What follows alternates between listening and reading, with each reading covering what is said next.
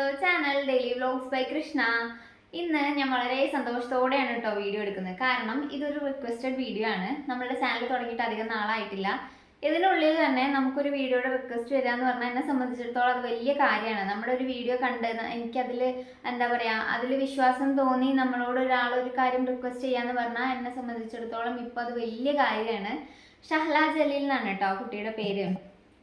Comment ഇങ്ങനെയായിരുന്നു: ചേച്ചി, ഒരു പീരിയഡ് പെയിൻ ആൻഡ് പ്രൈവറ്റ് പാർട്ടിലുള്ള ബാഡ് സ്മെല്ല്, ഇതിനെക്കുറിച്ചൊരു വീഡിയോ ചെയ്യുമെന്നാണ് ആൾ റിക്വസ്റ്റ് ചെയ്തിരിക്കുന്നത്. അപ്പം എനിക്കിതേക്കുറിച്ച് അറിയാവുന്ന കാര്യങ്ങളാണ് ഞാനിന്ന് ഷെയർ ചെയ്യുന്നത് കേട്ടോ. വീഡിയോ തുടങ്ങുന്നതിന് മുന്നേ ഞാനൊരു കാര്യം പറയട്ടെ. ഞാൻ ഒരു ഹെയർ കെയറിൻ്റെ സീരീസ് സ്റ്റാർട്ട് ചെയ്തിട്ടുണ്ട്. അപ്പം ഞാൻ പറഞ്ഞിട്ടുണ്ടായിരുന്നു, ഇവിടെ വെള്ളത്തിൻ്റെ പ്രശ്നം ഉള്ളത് കൊണ്ട് തന്നെ 2 ദിവസം കൂടുമ്പോഴാണ് ഞാൻ തല നനയ്ക്കാറുള്ളത്, ഹെയർ വാഷ് ചെയ്യാറുള്ളത് 2 ദിവസം കൂടുമ്പോഴാണ്. അപ്പോൾ ആ സമയത്തായിരിക്കും എനിക്ക് വീഡിയോ ഷൂട്ട് ചെയ്യാൻ പറ്റുക. അപ്പം ഹെയർ കെയർ സീരീസ് വരിക 2 ദിവസം ഇടവിട്ടിട്ടായിരിക്കും അതിൻ്റെ വീഡിയോസ് വരിക കേട്ടോ. അപ്പം അതിനിടയിലുള്ള ഗ്യാപ്പിൽ ഒരുപക്ഷെ ഫാമിലി വ്ലോഗ്സോ അല്ലെങ്കിൽ ഇതേപോലത്തെ എന്തെങ്കിലും റിക്വസ്റ്റഡ് വീഡിയോ ഒക്കെ ആയിട്ട് ഞാൻ വരുന്നതായിരിക്കും കേട്ടോ. അപ്പം ഇത്രയേ ഉള്ളൂ. അപ്പം ഇനി നമുക്ക് വിഷയത്തിലേക്ക് വരാം. പീരിയഡ്സ് പെയിന് പൊതുവെ പീരിയഡ്സിൻ്റെ സമയത്ത് എല്ലാവർക്കും വരുന്നൊരു കാര്യമാണ്. അതിൽ ഇപ്പം നമുക്ക് ചെയ്യാൻ പറ്റുന്ന എന്താണെന്ന് വെച്ചാൽ, സഹിക്കാൻ പറ്റാത്ത അത്രയും ബുദ്ധിമുട്ടുള്ള വേദനയൊക്കെയാണ്, ഒട്ടും സഹിക്കാൻ പറ്റുന്നില്ല എങ്കിൽ ഉറപ്പായിട്ടും ഇത് വെച്ചുകൊണ്ടിരിക്കാണ്ട് ഒരു ഡോക്ടറെ കൺസൾട്ട് ചെയ്യാന്നുള്ളതാണ് ആദ്യത്തെ കാര്യം പറയാനുള്ളത്. പിന്നെ നമുക്ക് വീട്ടിൽ തന്നെ ട്രീറ്റ് ചെയ്യാൻ പറ്റും എന്നുള്ളതാണെങ്കിൽ എന്താ പറയുക, ആദ്യത്തെ ഞാൻ ചെയ്തിട്ടുള്ള കുറച്ച് കാര്യങ്ങൾ പറയാം. ആദ്യം ഉലുവയും ജീരകവും ഇട്ടിട്ട് വെള്ളം തിളപ്പിച്ച് കുടിക്കുന്നത് നല്ലതാണ്. ഉലുവയും ജീരകവും സമ എടുത്തിട്ട് ജസ്റ്റ് ഒന്ന് റോസ്റ്റ് ചെയ്യാം. അത് റോസ്റ്റായി വരുമ്പോൾ അതിലേക്ക് കുറച്ച് വെള്ളം കൂടി ഒഴിച്ച് നന്നായിട്ട് വെട്ടി തിളപ്പിച്ചെടുത്തിട്ട് അത് ഒരു അരിപ്പയിൽ അരിച്ചിട്ട് ചെറു ചൂടോടെ കുടിക്കുന്നത് ഒരു എന്താ പറയുക, ഇൻസ്റ്റൻറ്റ് പെയിൻ റിലീഫ് ആയിട്ടുള്ള ഒരു ഡ്രിങ്കാണ് കേട്ടോ. അത് ഞാൻ കുടിച്ചിട്ടുണ്ട്, എനിക്ക് നല്ല റിലീഫ് കിട്ടിയതായിട്ട് തോന്നിയിട്ടുണ്ട്. പിന്നെ അടുത്തൊരു കാര്യം എന്ന് പറയുന്നത് വാട്ടർ ബാഗ് യൂസ് ചെയ്യുക എന്നുള്ളതാണ്. നമുക്കിപ്പോൾ നടുവേദന ആണെങ്കിൽ ചിലർക്ക് നടുവേദനയായിട്ടായിരിക്കും, ചിലർക്ക് വയറുവേദനയായിട്ട് അബ്ഡോമിനൽ പെയിൻ വരുമായിരിക്കും. അപ്പോൾ എവിടെയാണോ വേദന എന്ന് വെച്ചാൽ വാട്ടർ ബാഗ്സ് യൂസ് ചെയ്യാൻ പറ്റും. പക്ഷേ ഇതൊക്കെ നമുക്ക് വാട്ടർ ബാഗ് നമുക്ക് ക്യാരി ചെയ്ത് കൊണ്ടുപോകാനോ എവിടെയെങ്കിലുമൊക്കെ പോവുകയാണെങ്കിലൊക്കെ ബുദ്ധിമുട്ടാണ്. അപ്പം അത്തരം സന്ദർഭങ്ങളിൽ നമുക്ക് യൂസ് ചെയ്യാൻ പറ്റുന്ന ഒരു കാര്യമാണ് period pain relief patches, heat പാച്ചസുകൾ കിട്ടും വാങ്ങിക്കാൻ. അതായത് അത് നമ്മുടെ ഡ്രസ്സിൽ പാൻറ്റീസിൻ്റെ അവിടെ അല്ലെങ്കിൽ നമ്മുടെ അബ്ഡോമൻ്റെ അവിടെ നമുക്ക് വേദനിക്കുന്നത്, നടുവിനാണ് വേദനയെങ്കിൽ ആ ഭാഗത്തൊക്കെ സ്റ്റിക്ക് ചെയ്ത് വെക്കാൻ പറ്റുന്ന ഒരു സംഭവമാണ്.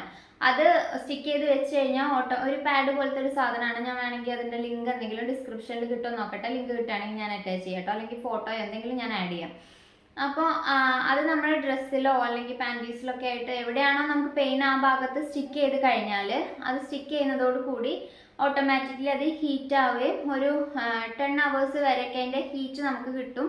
അപ്പോൾ അതിൽ നിന്നൊരു റിലീഫ് കിട്ടും എന്നാണ് പറയുന്നത്. അപ്പം ഞാനത് യൂസ് ചെയ്തിട്ടില്ല, യൂസ് ചെയ്യുന്നത് കണ്ടിട്ടുണ്ട്. ഹോസ്റ്റലിലൊക്കെ നിൽക്കുന്ന സമയത്ത് കുട്ടികളത് യൂസ് ചെയ്യുന്നത് കണ്ടിട്ടുണ്ട്. അപ്പം ഹീറ്റ് പാച്ചസ് യൂസ് ചെയ്യുന്നത് നല്ലതായിരിക്കും തോന്നുന്നു.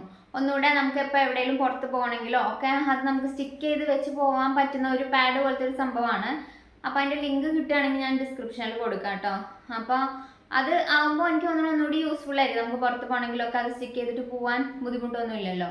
അപ്പോൾ അങ്ങനത്തെ ഹീറ്റ് പാച്ചസ് യൂസ് ചെയ്യാം. പിന്നെ പീരിയഡ്സ് പെയിനിൽ നമുക്ക് ചെയ്യാൻ പറ്റുന്ന ഒരു കാര്യം എന്താണെന്ന് വെച്ചാൽ, ഡേറ്റ്സ് ഉണ്ടല്ലോ, നമ്മുടെ ഈത്തപ്പഴം എന്ന് പറയും. അത് നമുക്ക് പീരിയഡ്സ് ഡേറ്റിൻ്റെ ഒരാഴ്ചയോ 2 ആഴ്ചയോ മുന്നേ ദിവസവും ഒരു ദിവസം ഒരു 4 എണ്ണമൊക്കെ വെച്ച് കഴിക്കുന്നത് നല്ലതാണെന്ന് പറഞ്ഞു കേട്ടിട്ടുണ്ട്. കാരണം എന്താണെന്ന് വെച്ചാൽ, നമുക്ക് ബ്ലഡ് ഫ്ലോ ശരിയായിട്ടില്ലാത്തവർക്ക് വയറുവേദനയ്ക്കും അപ്പോൾ ആ സമയത്ത് ബ്ലഡ് ഉണ്ടാവുന്ന ഭക്ഷണങ്ങൾ കഴിക്കുന്നത് നല്ലതാണ്. പിന്നെ ഒരു കാര്യം എന്ന് പറയുന്നത് വെള്ളം നന്നായിട്ട് കുടിക്കുക. നമുക്ക് ആ സമയത്ത് നല്ല പെയിനും കാര്യങ്ങളൊക്കെ ഉള്ള ആൾക്കാരാകുമ്പോൾ വെള്ളം കുടിക്കാനാണെങ്കിലും ഭക്ഷണം കഴിക്കാനാണെങ്കിലും ഒക്കെ മടിയുള്ളൊരു സമയമാവും. അപ്പം എന്താ പറയുക, വെള്ളം നന്നായിട്ട് കുടിക്കുക, അല്ലെങ്കിൽ ഡീഹൈഡ്രേഷൻ സംഭവിക്കും. നമുക്ക് അതുകൊണ്ടുള്ള ബുദ്ധിമുട്ടൊക്കെ ഉണ്ടാവാൻ സാധ്യതയുണ്ട്. അപ്പം ആ സമയത്ത് വെള്ളം നന്നായിട്ട് കുടിക്കണം. അപ്പോൾ പിന്നെ അടുത്തത് പറയാനുള്ളത് പ്രൈവറ്റ് പാർട്ടിൽ വരുന്ന ബാഡ് സ്മെല്ല്. അത് പീരിയഡ് സമയത്താണ് ഉണ്ടാവുന്നതെങ്കിൽ ഒന്നെങ്കിൽ ഈ പാഡൊക്കെ യൂസ് ചെയ്യുന്ന ആൾക്കാരാണെങ്കിൽ അത് കൃത്യമായ ഇടവേളകളിൽ മാറ്റി വെച്ചിട്ടില്ല എങ്കിൽ ഇതുപോലെ അസഹനീയമായ സ്മെല്ല് വരാനും നമുക്കത് ബുദ്ധിമുട്ടുണ്ടാക്കാനൊക്കെ സാധിക്കും. ചെറിയ കുട്ടികൾ ഇതിപ്പോൾ പീരിയഡ്സ് ആയി തുടങ്ങിയിട്ടുള്ള ചെറിയ മക്കൾക്കൊന്നും ചിലപ്പോൾ അത് അറിയുന്നുണ്ടാവില്ല. അപ്പം പല പാരൻസിനും അത് പറഞ്ഞു കൊടുക്കാനും മടിയുള്ള ആൾക്കാരുണ്ടാവും. അപ്പം ഈ വീഡിയോ അങ്ങനത്തെ മക്കൾ കാണുന്നുണ്ടെങ്കിൽ നിങ്ങൾ ശ്രദ്ധിക്കേണ്ട ഒരു കാര്യമാണ്, പാഡാണ് വെക്കുന്നതെങ്കിൽ അത് കൃത്യമായ ഇടവേളകളിൽ മാറ്റി വെക്കാം. ചിലവർ എന്താ പറയുക, ബ്ലഡ് ഭയങ്കരമായിട്ട് ഓവർഫ്ലോ ഒക്കെ ഉള്ള ആൾക്കാർക്ക് പെട്ടെന്ന് അത് മാറ്റേണ്ടി വരും. അങ്ങനെ ഇല്ലാത്ത കുട്ടികളാകുമ്പോൾ അത് എന്താ പറയുക, ഇപ്പം മാറ്റേണ്ട, അത് നിറഞ്ഞിട്ട് മാറ്റാം എന്നുള്ളൊരു രീതിയൊക്കെ ഉള്ള കുട്ടികൾ ഉണ്ടാവുമായിരിക്കും. ഞാൻ കണ്ടിട്ടുണ്ട് കേട്ടോ അങ്ങനെ പല കുട്ടികളെയും പഠിക്കുന്ന സമയത്തൊക്കെ. അപ്പോൾ അങ്ങനെ ചെയ്യാണ്ടിരിക്കുക, കൃത്യമായ ഇടവേളകളിൽ പാഡ് മാറ്റി യൂസ് ചെയ്യുക, അല്ലെങ്കിൽ ദുർഗന്ധം ഉണ്ടാവാൻ സാധ്യതയുണ്ട്.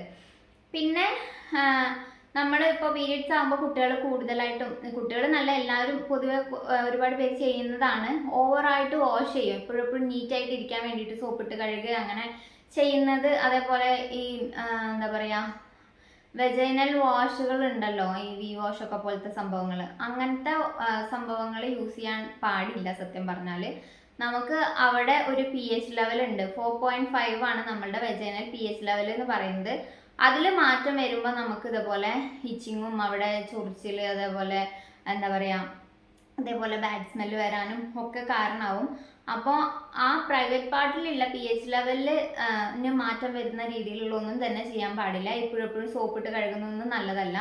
പിന്നെ ഇങ്ങനെ ബാഡ് സ്മെല്ല് വരുന്നുണ്ടെന്ന് വെച്ചാൽ ഒന്നെങ്കിൽ വല്ല ബാക്ടീരിയൽ ഇൻഫെക്ഷനോ ഫംഗൽ ഇൻഫെക്ഷനോ ഒക്കെ കാരണം അങ്ങനത്തെ സ്മെല്ല് വരാൻ സാധ്യതയുണ്ട്.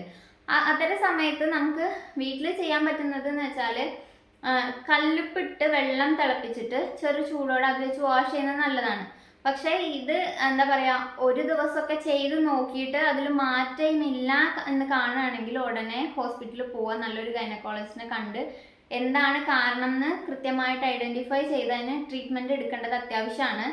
പല അസുഖങ്ങളുടെ തുടക്കമായിട്ട് ഇങ്ങനത്തെ സിംറ്റംസ് ഒക്കെ കാണിക്കും. അപ്പോൾ ആ സമയത്ത് നമ്മളത് വെച്ചുകൊണ്ടിരുന്ന, പുറത്ത് പറയാൻ മടിച്ചിട്ട് വെച്ചുകൊണ്ടിരുന്നു കഴിഞ്ഞാൽ കൂടുതൽ കോംപ്ലിക്കേഷൻസ് ഉണ്ടാക്കും.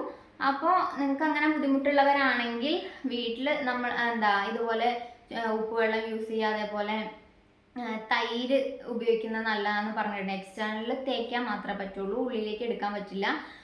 അങ്ങനെ ഇങ്ങനത്തെ സംഭവങ്ങളൊക്കെ ഹോം റെമഡീസ് യൂസ് ചെയ്തിട്ട് ഒരു ദിവസമോ 2 ദിവസമോ നമ്മൾ യൂസ് ചെയ്തിട്ട് അതിന് മാറ്റമൊന്നുമില്ല എന്ന് കാണുകയാണെങ്കിൽ തീർച്ചയായിട്ടും ഡോക്ടറിനെ കൺസൾട്ട് ചെയ്യണം. ഒരു ഗൈനക്കോളജിസ്റ്റിനെ കണ്ടിട്ട് വ്യക്തമായിട്ട് എന്താ അത് കാരണം എന്ന് കണ്ടുപിടിച്ചതിന് ശരിയായ ട്രീറ്റ്മെൻറ്റ് എടുത്തിട്ടില്ലെങ്കിൽ പല പ്രശ്നങ്ങളും അതുകൊണ്ട് ഉണ്ടാവും. അപ്പോൾ അതൊക്കെ ഒന്ന് ശ്രദ്ധിക്കാം. എനിക്ക് ആ കമൻറ്റ് വായിച്ചപ്പോൾ ചെറിയൊരു കുട്ടിയായിട്ടാണ് തോന്നിയത്. അതുകൊണ്ടാണ് ഞാൻ വീണ്ടും കുട്ടികളോട് പറയുന്നത് പോലെ പറയുന്നത്. അതുകൊണ്ടാണ് നിങ്ങൾക്ക് എന്തെങ്കിലും ബുദ്ധിമുട്ടുണ്ടെങ്കിൽ അത് പാരൻസിനോട് പറയാം. അമ്മമാരോട് പറയാൻ പറ്റാത്തൊന്നുമില്ലല്ലോ. അപ്പോൾ ഇങ്ങനത്തെ എന്തെങ്കിലും ബുദ്ധിമുട്ട് വരുമ്പോൾ അത് അമ്മമാരുടെ അടുത്ത് പറയാം. സ്വയം വീട്ടിൽ അതിന് ചികിത്സയും കണ്ട് ഇരിക്കാൻ പാടില്ല. പിന്നെ ഇത് ചെയ്തു നോക്കാം എന്ന് മാത്രമേ ഉള്ളൂ. എന്താ പറയുക, ഇതൊക്കെ വെച്ച് ഒന്ന് ട്രൈ ചെയ്ത് നോക്കാം. 1-2 ദിവസം നമ്മൾ വീട്ടിൽ ചെയ്ത് നോക്കാം പറ്റുന്നുണ്ടോ എന്നുള്ളത്. അത് കൺട്രോൾ ചെയ്യാൻ പറ്റുന്നില്ല, ഇതൊക്കെ ചെയ്തിട്ടും ബുദ്ധിമുട്ടുണ്ട്, തുടർന്നും ബുദ്ധിമുട്ട് അനുഭവിക്കേണ്ടി വരുന്നു എന്നൊരു ഘട്ടം വരുമ്പോൾ ഉറപ്പായിട്ടും അത് ട്രീറ്റ് ചെയ്യണം, വെച്ചുകൊണ്ടിരിക്കാൻ പാടില്ല. അപ്പോൾ എനിക്ക് ഇതിനെക്കുറിച്ച് അറിയുന്ന കാര്യങ്ങൾ ഇത്രയൊക്കെയാണ്.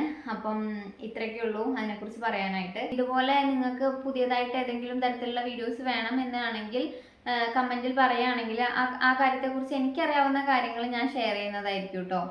അപ്പോൾ ഇന്നത്തെ വീഡിയോ ഇത്രയേ ഉള്ളൂ. ഒരുപാട് സംസാരിച്ച് എന്താ പറയുക, വീഡിയോ ലെങ്ത് കൂട്ടണ്ടെന്ന് വിചാരിച്ചിട്ടാണ് ഞാൻ ടോപ്പിക്ക് മാത്രം സംസാരിച്ച് പെട്ടെന്ന് കാര്യങ്ങൾ പറഞ്ഞു നിർത്തിയത് കേട്ടോ. ഒരുപാട് ലെങ്ത് കൂടിക്കഴിഞ്ഞാൽ ആൾക്കാർക്ക് അത് കാണാനും, അതേപോലെ എനിക്ക് തന്നെ ഒരുപാട് ഇങ്ങനെ വലിച്ചു നീട്ടി സംസാരിക്കുന്നതും ബുദ്ധിമുട്ടായതുകൊണ്ടാണ് ടോപ്പിക്കിനോട് ബന്ധപ്പെട്ട കാര്യങ്ങൾ മാത്രം പറഞ്ഞിട്ട് ഞാൻ നിർത്തിയത്.